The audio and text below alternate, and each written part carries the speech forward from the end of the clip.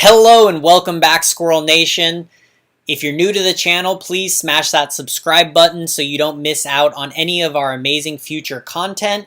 With that said, let's dive into our Maloch build and Arcana. I start with Gilded Greaves because for Maloch, you really want to land your S2, S1 combo to get that shield and then get that cleave on the minion wave and the enemy hero. Obviously, it's much easier to do that if you have a movement speed advantage over your enemy laner. Gilded Greaves can be switched out for Sonic Boots if you would like, if you're going against a heavy auto attack damage, so don't feel like you have to go for them. This build in general is just a good cookie cutter build. I think this works in most situations. Obviously, you can make changes as needed. Anyways, second item, I go into Knight's Plate. It just provides a ton of value stats-wise for its cost, and then we are going to build into Frosted Cape next, because we want to get that slow on Maloch. Once again, you want to be able to hit your cleave and land your S2s, and the Frosted Cape just helps you do that. Then we go into our next defensive item, but fully defensive item in Aggies. That's just going to let Maloch dive in with his ultimate, attract attention from the enemies, and then those enemies are going to have their attack speed and their movement speed decrease to help your team clean up in the fight. As the next item, I grab the Medallion of Troy, and that is just to help sustain the enemy's team magic damage, the mage, the burst, the AoE that's going to come in these big team fights. Maloch is a hero that is very good in team fights because of his ultimate, because of his S2 and his cleave. So Medallion of Troy is nice. Medallion of Troy, note, can be switched out for Gaia's if you want, and that's just for more regen, slightly less magic defense, but it will help you sustain better. So either one is totally viable. Take a magic item, though, in your 5th slot. As the 6th item in this purchase order, I take Fenrir's, and that's simply because Maloch is great at cleaning up. He sustains very well through team fights. You'll see him persist in team fights. He jumps in with his ultimate. He's shielding with his S2. He's cleaving. And then when people get low, that Fenrir's just helps really clean up kills. And then finally, if you notice, you will have a 6th option because the Knight's Plate is going to be upgraded into your Aggies. So as your last item, you can really do it as a situational thing. Some options would be something like Blade of Eternity, so you have the Resurrection and just great stats and increased damage. You could go for something like Shield of the Lost to stack that attack speed buff. Shield of the Lost does stack with Aggies, so that's also a great combo. And anyways, you can play around with that 6th item, but that's definitely an optional. I tend to choose a tanky item, though. Finally, for the Arcana, I choose Indomitable, Benevolence, and Valiance. This is my standard tank support Arcana, and I think it just works really well because that's how Maloch plays. Anyways, with that said, let's dive into Black Jesus' gameplay. Looking standard, Maloch's going DS, checking through everything. Hopefully he leashes the red buff just so in case enemies invade, they cannot kill the buff as quickly. By leashing, I mean simply walk up to red buff, hit it with one attack, and then run away. What that does is it makes the red buff follow you, and the red buff, like any buff, the Dragon, Dark Slayers, etc., well, Dark Slayer no, but they reset if they get outside of their range. So that is what I mean by leashing it. A leash can also be helping to kill the buff, but yes. Either way, just doing certain things on the buffs can definitely help at the beginning of the games. So far things are okay. Hopefully he starts comboing using his S2 to get a shield and then coming in with his cleave. When you S2 on Maloch, you want to do it when all 3 minions and the hero are there so that you're actually building a shield based off of 4 people. Here, I would have liked him to stall the minion wave outside of tower range because if you notice, he just lost multiple last hits to the tower, and the amount of damage he would have taken by tanking the minions outside of tower range is very minimal. Batman's coming. That's good recognition. He's fighting for the vision. I like that. Everything's looking good so far. Batman's kind of wasting time, but I mean, that is what it is. So same thing's good. Hopefully they rotate for Spirit Sentinel. right here is kind of a waste of time. I wouldn't just sit right outside, but Batman is going for the gank, which is nice, and they trade aggro well. I think Black Jesus did good. He went, got that first hit, got tower aggro, which allowed Batman to then go in, not be aggroed by the tower, and then Black Jesus got out of tower range before he died, and then Batman got which gave Batman the time to get the kill and then also get out. So that was very well done. Batman then grabs Spirit Sentinel, which is great. If I'm Maloch right now, I'm looking what objectives. I like that Black Jesus is camera scrolling. He might want to adjust his camera speed because it seems like he's a little out of control. Or he can simply just needs to practice it a little bit more. Because if you notice, he's just kind of really over. It's taking extra time to get the camera where he wants it, like that. If you notice, he's not too precise in his camera movements. So that's something that could definitely be tightened up. Once again, nice. See, that's perfect. He got the shield, and if you notice, the shield is larger for everything that it hits. That's why you want to hit all 3 minions and hit the hero with the shield. That ultimate was, okay, he's using it to trade. I'm not, like, totally against that. And the enemy Zenial used his ult. Okay, that ended up very good. That was definitely a misplay by the enemy. But so the main thing with Maloch here against Arioma, who's very bursty, is I want him to just shield with his S2 and then go in and poke with his S1 and then just wait for the cooldowns and repeat, right? So again, he's being safe till Batman gets there to give him the assist. That's awesome. And essentially, Maloch just baited in the Arioma right there by kind of staying around with low health. So, and the Zenial just did it to the Batman and the Maloch, same thing. So moral of the story here is I love that he baited the Arioma by staying in lane with low health, but at the same time he chased too far and they need to have the map awareness. You could see them rotating. So just keeping that in mind. He's checking gold levels, which is awesome. He is winning his lane by about 50 gold. So that's looking good, right? Typing, you know I'm against it. Never type. I don't care if it's positive. I don't care if it's whatever it is. It's just not a good idea.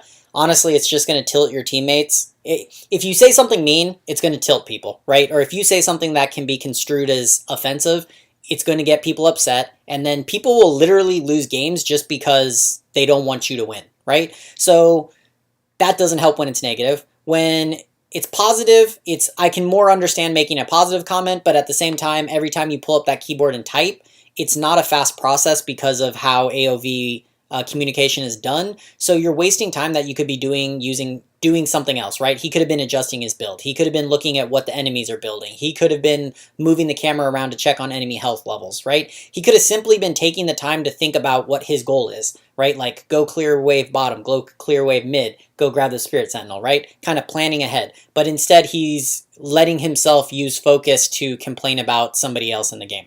So anyways, don't type. I would just turn off chat, to be quite honest, if I was you. But anyways, that is what it is. So you're getting your poke again.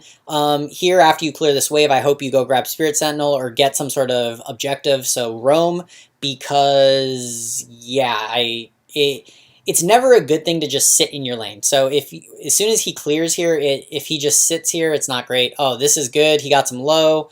Sees the flash, ults away to safety. I like it. That's nice. He could have been a little more map aware to begin with, but overall, that's good. I mean, he used the ult there in a good way to escape. So yeah, that's fine. But anyways, his team's setting up. You see a fight. He does recognize that. He's going. He does have heal, so let's see if he uses heal to keep Batman alive. Okay, and he decided to go to Aram. Okay, so he decided to go in front. I would normally... I think he should have tried to protect his Batman there. Because Batman, the nature of Batman is he snowballs. He's very strong early and mid game, and he snowballs. And you want him to keep farming a huge lead. That's when he's the most effective. And so I would have prioritized keeping him alive over keeping my Aram, who is a support. And not only is Aram the support, but Aram is the player that Black Jesus was complaining about. So Aram's not even a good support player, and you're going to try to save her instead of saving your Batman, who's ganked and helped you multiple times and is much more likely to carry you.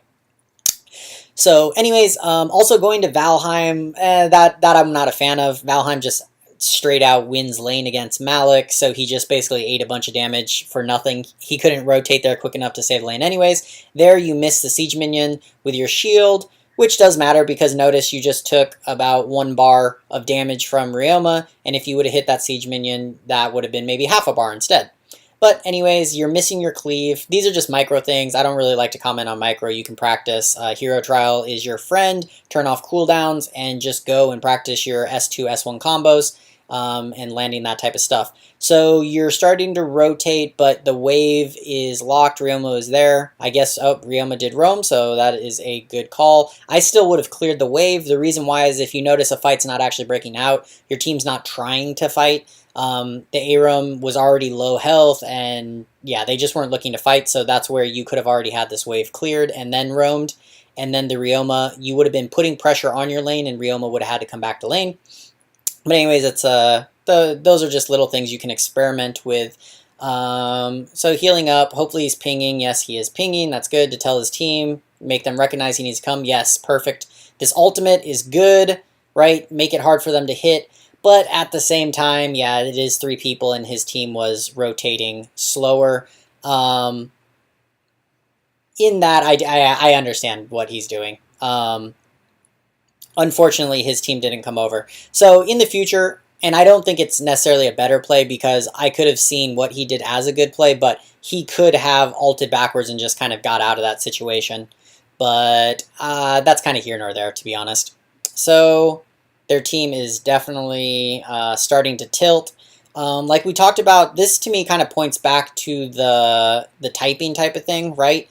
It's team morale is real, and team morale at lower ranks, actually team morale at any rank, even in pro play, is very important. And by team morale, I mean people being positive, people thinking you can win the game, right? People having confidence in each other, like those things. Oh, use your heal. Okay, good. Okay, whew, okay. That was close. Anyways, people having confidence that you can get back into a game and win is extremely important. So anything you do to detract or take away from team morale is just never a good choice, right? And especially when it serves no purpose. Like, in that case, telling an Aram they're building poorly is not going to help. Like, there's really no beneficial outcome in that situation. But right now, they are significantly behind 7 kills, and I'm assuming a good amount of gold. Okay, positioning his ult. So the ult positioning is pretty decent. Problem is that kind of took him a while, and then he's not landing his S2 effectively. Remember, once again, you want to land your S2 on as many people as possible so that your shield is as bulky as possible. You get more shield per enemy unit, minion, hero that it lands on. So definitely angling that in those type of big fights is important. His ultimate was still good. It was at a choke point so enemies can't run through it as much. So I like that. So what's happening? He's stalled out. Okay. So we're going, right now if it's me, I'm thinking about how can I get back into this game, and when you are behind you want to stall. So right now I want to protect my high ground towers, and I just want to farm this game to level 15 because that is basically my team's only opportunity to win at this point.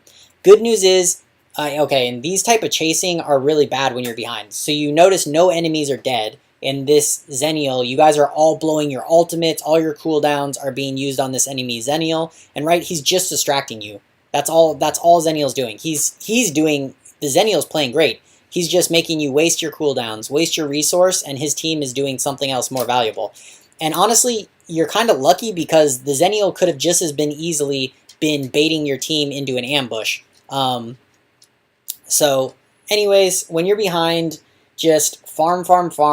As Maloch in this case, you're tanky, so you checking some of the brush in your jungle to let your team farm it efficiently is something that would be nice. And yeah, you're just taking too much poke damage.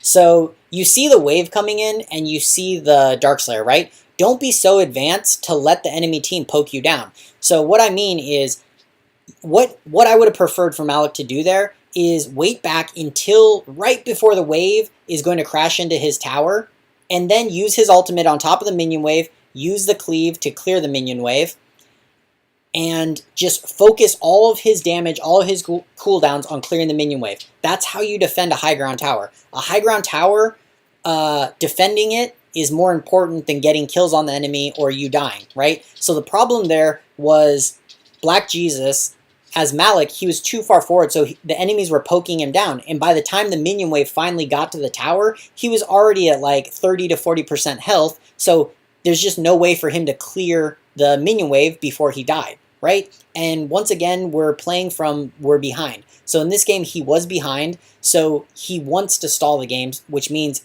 all that should be in his head is protect my high ground tower, and protect your high ground tower comes from clearing the minion waves, because they take 80% less damage if there is no minions present, so it's almost impossible for the enemy team to kill the high ground towers if there are no minions.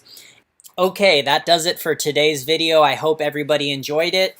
Please like and subscribe if you did. Also, it really helps me if you will share this video around so that other people can join the Squirrel Nation and just join our great community we have going on.